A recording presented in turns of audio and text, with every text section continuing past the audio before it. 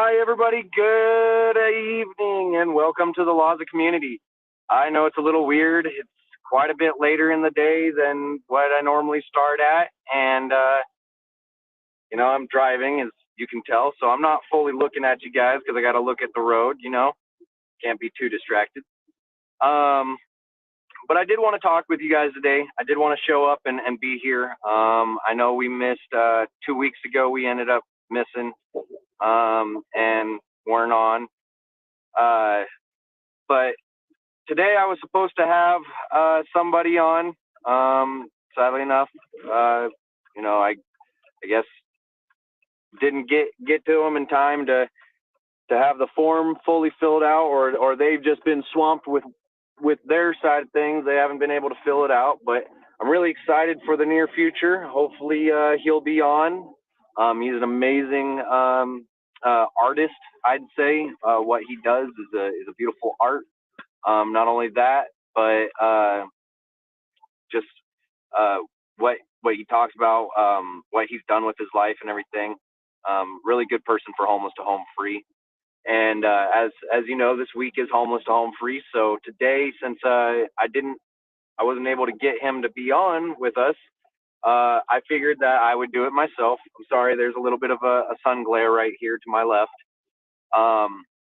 But I'll talk a little bit today with you guys about Homeless to Home Free and what it really takes, what it is, and what really kind of sets people apart in it. Because the whole goal of this segment is to really talk about the understanding, okay? The understanding of the wealth gap.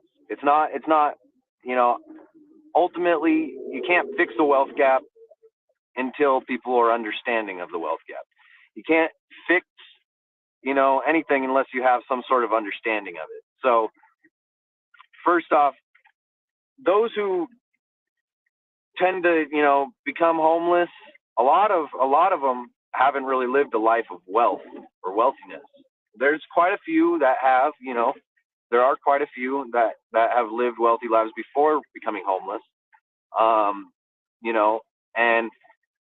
But a majority of them haven't really, lived a life of wealth. And not only that, but a lot of people that have lived wealthy lives haven't been homeless, So a lot of it is there's a disconnect between the classes, because a lot of these people just think, oh yeah, why don't you just go and get a job, or why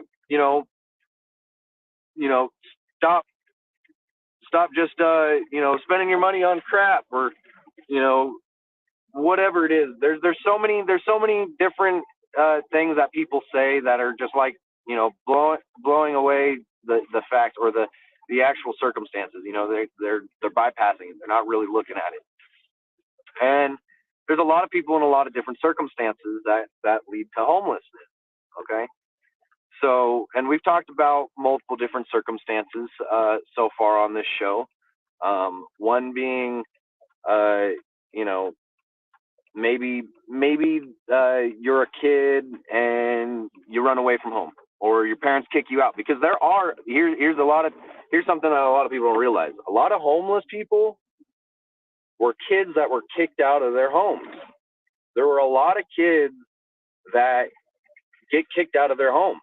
It's really, really sad. It really is. When I traveled and I was homeless for the several years that I traveled, a lot of the people that I ended up being around, were like 8 and 19-year-olds. There were a couple 15, 16, 14-year-olds that would pop up too, I would meet in California going through San Francisco, or even in Portland, or there's a lot of homeless youth that are out there because their families kicked them out, because of whatever reason. And a lot of times, it was a crappy kid. They were. There's no excuse. Crappy kid comes from a crappy family. Crappy attitudes, crappy behavior comes from a crappy household. Crappy parents. Bad parenting.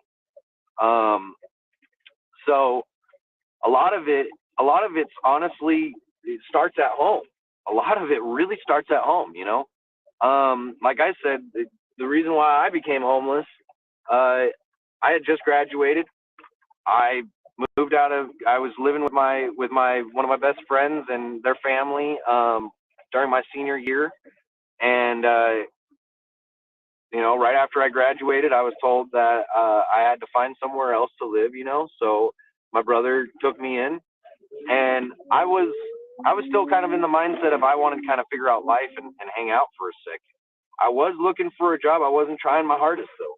I was not putting my all into it, you know, like I could have. I really that was on me to some extent where I really could have done more. Um, but ultimately, you know, because I was hanging out with homeless youth, kids around my age, you know, I was 18. Um, my brother had known that I was hanging out with these homeless kids, and he told me because he called me up one day, was like, "Hey, what are you doing?" I was like, "I'm hanging out with my buddies." He's like, "You're homeless friends?" I was like, "Yeah, why?" He's like, "I thought you were out there looking for a job." I was like, "I haven't." He's like, "Well, if you're hanging out with those homeless kids, you're obviously not looking for a job or whatever. Why don't you just go be homeless with them?" I hung up, right? I said, "Okay," and I hung up on him. And 5 minutes later, my brother calls me back up, and he's like, "Ron, I wasn't I wasn't really wanting to kick you out, man. Like, you still have a place with me if you want. Like, I just wanted to put a pep in your step and you know, see if you would say, hey, no, I'm going to look for a job. I'm going to get a job, you know?" And I was like, well, you told me I'm kicked out. I don't want to live somewhere I'm not welcome, you know? So I'll be homeless. And that's honestly how it started for me, you know? And a lot of it was because as a child, I was like most any of my friends growing up would tell me that I was in a really strict household. Like anybody who ever mentioned anything about my family, my household, said it was a strict household. Nobody really wanted to come over to my house because like it was strict, you know, didn't seem like we could actually be kids. Um, which now as an adult I've realized and I've come to acknowledge like my dad was a really good father in a lot of ways for the way that he raised me, you know, and the structure and a lot of the restrictions that he did have for me, you know, it taught me to be a decent human being. It taught me to be self-sufficient in a lot of ways. But as a kid, as a rebellious child, you know, for most of my life, I wasn't very rebellious. So when I started getting to that point of, you know, the last couple of years of high school, I really started feeling like, man, I've been so compliant with what my parents want from me, and I feel like my childhood is being ripped. And so I, you know, wanted to be a child still. And a lot of people don't realize this is if you don't have the proper support emotionally when you're a kid going through a lot of things, which I didn't feel like I did, but that was also once again on me as a kid in a lot of ways. I also kind of just kept myself away from really being very open with my parents. Um, and ultimately, you know, that was detrimental in a lot of ways. Um, it My emotional state, like I felt very alone. I felt very, very, you know, ousted by so many people in school, and a lot of it had to also do with the bullying in school. You know, I was bullied. I was heavily bullied. So, you know, I felt very alone. I didn't feel like I could go to my parents about things. You know, I always there's always as kids you're always being brought up, don't be a snitch and all this stuff, and then you get on the streets and also don't be a snitch and all these different references in movies and shows and everything. Don't be a snitch. So like, you know, I didn't ever freaking I didn't like to tell on kids if they were picking on me, bullying on me. I didn't share a whole lot of that kind of stuff. You know, I didn't want to be a snitch. I didn't want to be that kid that told on other kids. I didn't want to be a tattletale. Um, you know, and so for me, I really boxed myself in. I really boxed myself in. And so when it came to that point of adulthood, it was like I need to really figure out life for myself. I really need to figure out what's going on in this world because I've been being told these so many things, you know, about the world and life. And like my dad told me, you know, don't go towards the homeless people because don't go around them because you might get stabbed by a needle or whatever, you know. And I mean, as a parent, he was definitely in the right for having those concerns. I mean, he definitely 100% was in the right for having those concerns. But ultimately, as a child, I I was like, I really wanted to learn for myself as a young adult. And so that's why I started hanging out with the homeless kids. That's why I started hanging out with people, because I met a, a dude, and his girlfriend, and someone who is now like someone who I consider a sister. I met them all at this all age LGBTQ nightclub, and wanted to help walk the girls back to Occupy Portland because they were staying at Occupy Portland. And well, walking them back, I became friends with them, and I ended up the first night I stayed out with them. Everybody, it seemed like everybody downtown, everybody at Occupy at least, had been dosed with a synthetic acid called uh, 2,5-I, and this chemical, as somebody who was young, who was impressionable at that time and everything, like, this is something that a lot of people don't realize about how people, end up on the streets and shit. Is ultimately it's from stuff like that. I ended up going out there for that reason, and all of a sudden, I get introduced to this synthetic acid, and I thought it was a lot of fun. I thought it was really freaky, but I thought it was a lot of fun. And the people that I was hanging out with, this girl, she took care of me. She was a couple years younger than me, but she made sure that I was safe. She protected me from everybody. So I was really interested in hanging out with her, and she started introducing me to people out there that were like the OGs of the streets, and the OGs of Occupy, and they were all really cool people. A lot of them were really cool. They just genuinely wanted to make it better for everybody, in the area, because the government of Oregon, the government of Portland, has really done terrible for its people for years. And I truly opened my mind a bit. So from that experience, I decided that ultimately what I wanted to do was I'd always wanted to travel. I'd always been interested in Vikings and the native tribes that were nomads, and I always thought it would be awesome to go and travel and to see what it was like. And so when I became homeless, right after high school, after my brother kicked me out and I agreed on it and everything, I met this guy who was hopping a train, and ultimately I was just like, yeah, I want to go to San Fran. I've always wanted to go to San Francisco just freely, rather than being just a kid and going and visiting for vacation. I want to see what it's really like. And I got to say, that that start of my journey had been, you know, a very, very interesting start. I immediately got introduced to a lot of old school people, a lot of OGs on the streets, and I really, I really started to kind of learn quickly, how to be, and how to act, and not only that, but I started realizing, all the stereotypes. The one thing that I really started to realize were the stereotypes. That everybody projects towards people that are drunks, people that do meth, people that do heroin, people that do acid, people that do mushrooms, people that do all these different drugs, um, and why they might end up being homeless because they're addicted to it or whatever. And I found out that a lot of people actually had never tried any of those things until they were on the streets. A lot of people really haven't. And then not only that, but a lot of people end up on the streets because they've been forced into it as a child by their family members, or sold. Like I had this buddy of mine that told me about how he was homeless, basically got adopted by this one chick who was running a lot of shit on the street. She was running a lot of things, and he said that she pimped him out. She started getting him on drugs, pimped him out. And, it it's really sad because the last time I ever saw him was, I think, 2017 or 2015. I think it was 2017. But the last time I ever talked to him, he told me that, you know, she's the reason why he was on heroin. She's the reason why he basically his whole life was messed up, and why he was homeless for so long is because when he got out there as a kid, there were people that were preying on him.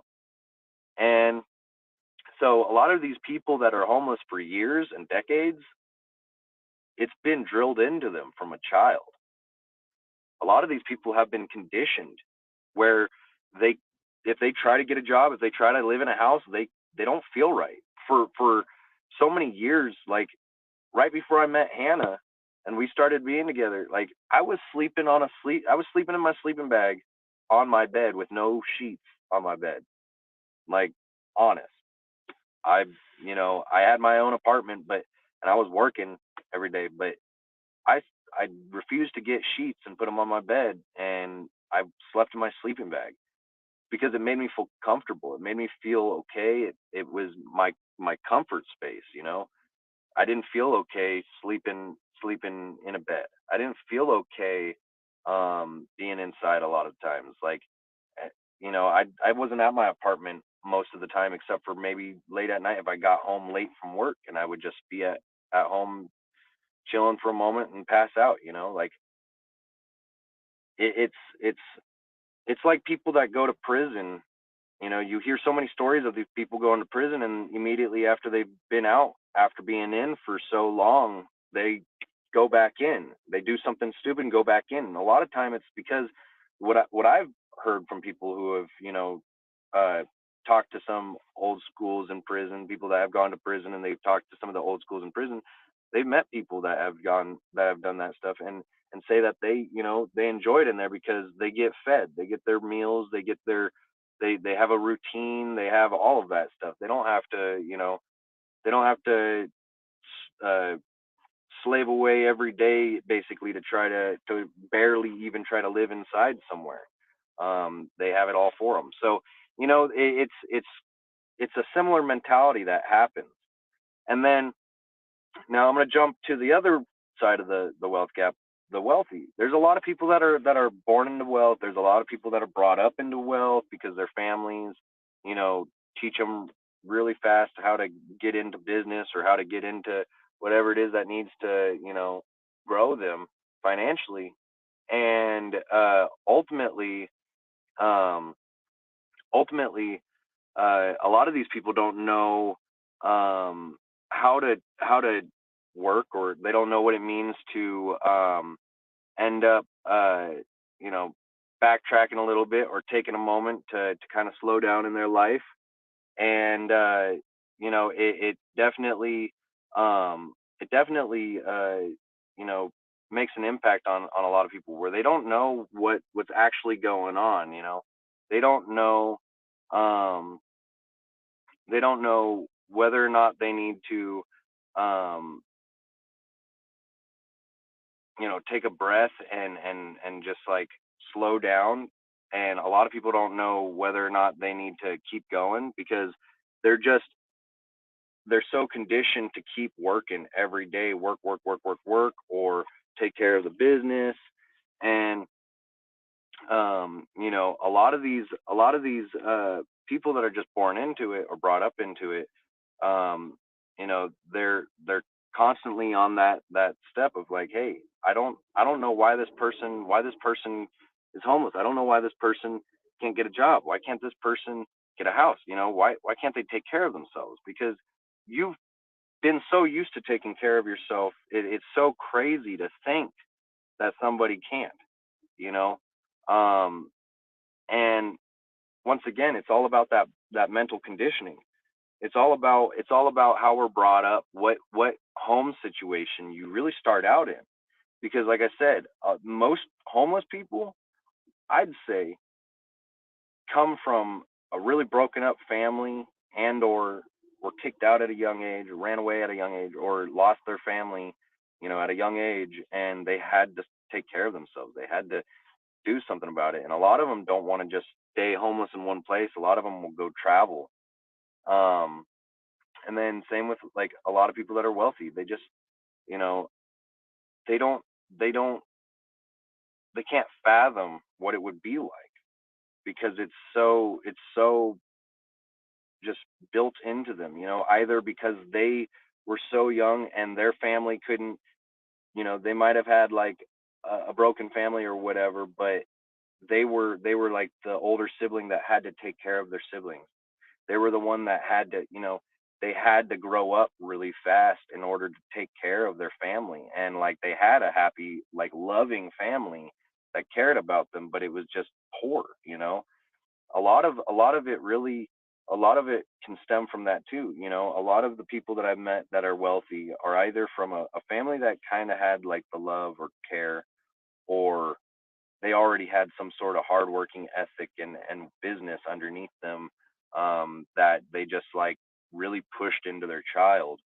Um, and so this middle class has been disappearing, I feel, because now there's not a whole lot of people in these new generations that are kind of in the middle, like there's a lot of people that are nowadays, I feel, really shooting for the wealth, or really shooting to just not even try for work or try to build themselves up. A lot of people are just throwing it on to the government because the government is now like, hey, let's take care of you, or whatever. There's so many different aspects that you kind of got to look at, nowadays.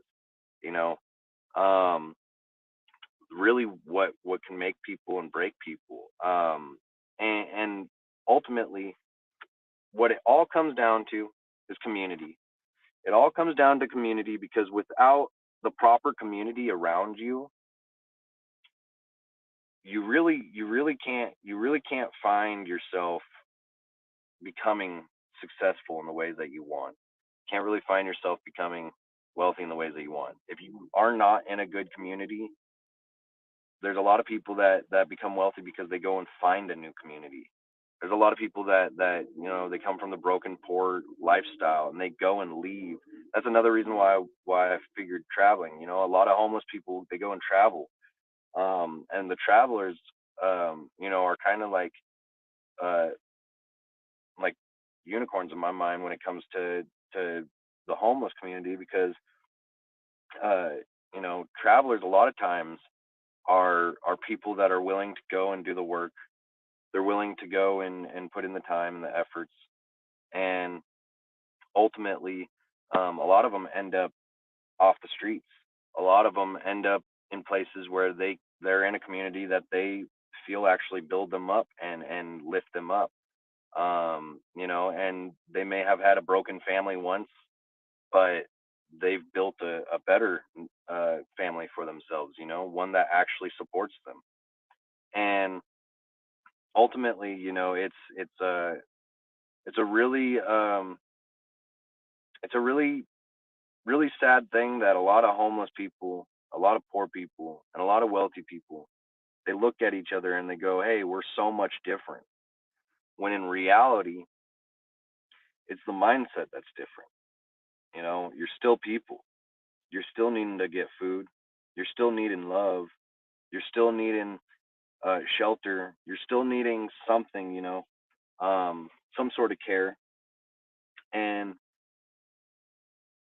it's whether or not, you know, you put the effort towards your self care, and whether or not the people you surround yourself with have that care for you too that you're looking for in yourself.